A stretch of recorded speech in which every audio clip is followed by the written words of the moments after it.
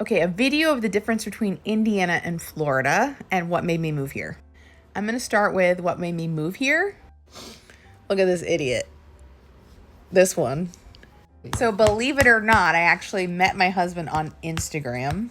We had one mutual friend and I was like, oh, he looks so familiar. But at the same time, he didn't. And he posted some funny stuff. And I was like, oh, that's really funny. And then he commented and we kind of went back and forth.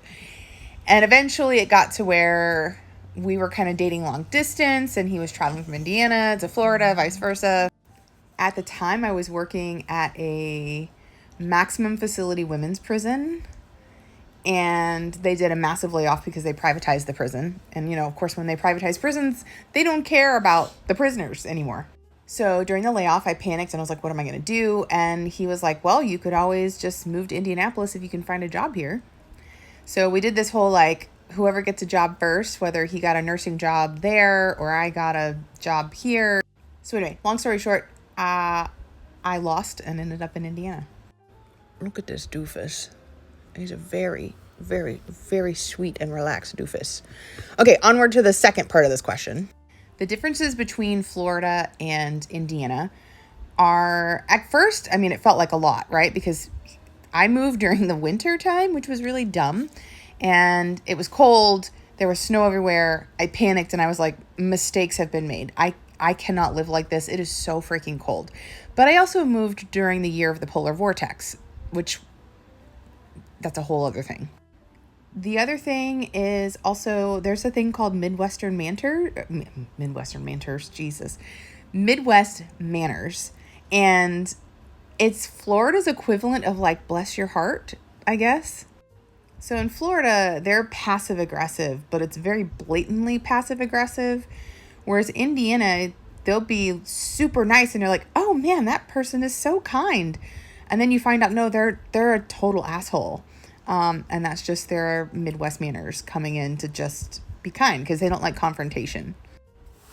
So something else that's very, very big is you're landlocked. So I went from being able to go 30 minutes to any beach in any direction, or at least a spring or some aquifer or whatever, to getting here. And it's about a 2-hour car ride to about, no, that's not true. Geist Reservoir is there, but you know, I mean, that's a 30-minute drive, but to go to an actual huge body of water, it's a 2 or 3 hour drive. I did not know that being landlocked was an actual thing, and it is. So if you're from Florida and you're used to being near a big body of water, it is a little bit of an adjustment with that. Florida has hurricanes, obviously, and Indiana is more tornado weather. I, however, have not seen the same amount of crazy weather stuff here as in Florida. Hoosiers. You should talk about Hoosiers versus Florida Man.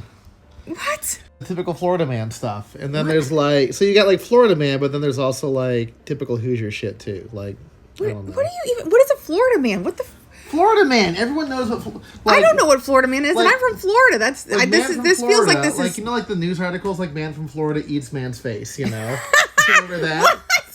Oh yeah, the like bath like salts. that. Yeah, like that stuff. Yeah. Like, I mean, yeah, that's true. There's a lot of.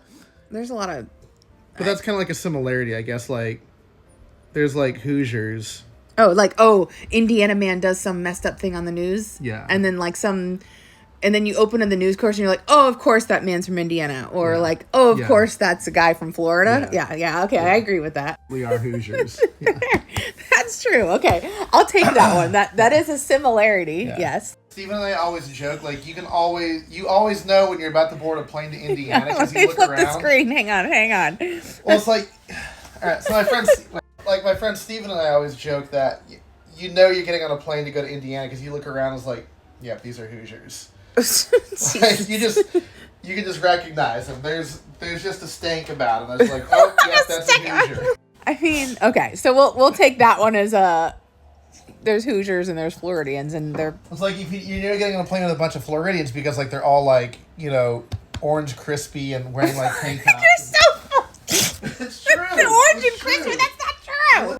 Okay, so onward. Besides my husband's banter about this, so the weather. I'm going to talk about the weather because that's the biggest thing.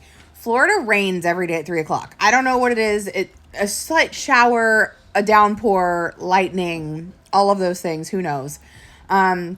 Indiana, though, however, they have their, you know, seasons, right? And honestly, it's breathtakingly beautiful. My favorite, I know I post a lot about the fall, but honestly, the spring is my favorite. When you see the flowers, like beautiful flowers everywhere. Everywhere. You'll be driving, there's like wild tulips and it's crazy. So the Florida is pretty with its palm trees and stuff like that, but when I tell you the colors that you see in Indiana landscape is unmatched. Oh, I should have said that first. Yeah. Absolutely. The architecture. Hands down, Midwest has the best architecture for housing, for buildings. I mean, the history is, yes. Oh, yeah. You're close to Chicago. Chicago's got really cool things. So Which is Indiana. better than anything in Florida. Oh, stop it. I mean, So true. in the Midwest, as Indiana specific, is it's called the crossroads of America, and it's because Indiana tends to be kind of the cross through whether you want to go to the West Coast or the East Coast or South or North even. So because of where we're located, we get a lot of passer throughs for different things. I just had to tell my husband, he's going to brush his teeth. And I was like, do not turn on your vibrating toothbrush while I'm doing this video. That's proof that noise is his toothbrush.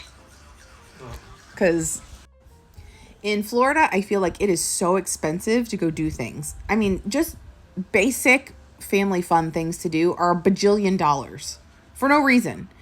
Indiana has so many things that are like kid friendly or family friendly that are $5, $10. When I got to Indiana, I was like, oh my God, I can go do this thing for like $15. That's amazing. You try to zip line in Florida, it's like $127. Zip lining here is like $15 on a Friday. I won't go into politics. You guys can research that on your own. I do always tell people that Indianapolis is a blue dot in a red state. And I know there's a lot of like political heat going on in general, so I'm not going to make any commentary about it. But I will say that like just do your research when it comes to that and how you feel about that. Adventure in Indiana when it comes to politics. Oh yeah, that's a good idea. So Ryan just said you can choose your own adventure when it comes to politics in Indiana, and that's true. It's such a, again, it depends on what part of the city that you're in is what political affiliation you'll get. Florida though, by and large, I feel like Florida is way more actually red than Indiana is, which is shocking, but it's true. I'll say it's Yeah. a true purple state. Yeah. No, I don't know. Ryan I don't disagrees. know. He says he know. thinks Florida's purple, but I don't know. I don't know. Well, anyway, we're moving on from that. I will say during the fall, Indiana throws down for festivals and like, man, the trick-or-treating is different. It hits different. We love pumpkin spice season. That's true. Pumpkin spice season in Indiana is serious business. Because, you know, we can actually grow pumpkins here. He's talking about the girls with their hats and the boots and the vests and stuff, and that's true. I mean, you'll see it in Florida, but I know those bitches are sweating in that. There's no way they're comfortable. But in Indiana, it's actually legitimately... It's like a light switch. It's not a light switch that Are goes you up. kidding me? The other day when we went to Cottage Home, 75% of the female attendees there were in full-on I mean, it's true. You feel it hit the air. The second there's like a crisp air, it's like everybody goes into fall mode here in Indiana. Whereas in Florida, it's like, oh, it's fall. I didn't really notice because it's still hot as balls. Okay, the biggest thing out of all of this whole entire 8-9 minute speech, you get a small town feel in a city. So I love Florida, and it always felt country all the time. Whereas in Indianapolis, you can literally be in the city and get that city life feel and drive 20-30 minutes out of the way and be in the country. So you get the best of both worlds. Driving, we're driving to go to our parent teacher conference for Isla. First one. Yeah, it is our first one. We're so excited. But look how freaking pretty. You can't get that in Florida. I'm sorry. Like, this is just... So anyway, though I have some things that I miss about Florida, the beaches, the heat, family, stuff like that, hands down, Indiana all day long. Oh, the food. Before I run out of minutes, the food is amazing in Indianapolis. I don't care what people say. They can talk trash all they want. The food's good here. Oh, 30 more seconds. The cost of living, significantly better in Indianapolis. Significantly. Maybe I should have started with that. If you've made it this far in the video, that's the number one reason. The affordability here is significantly better.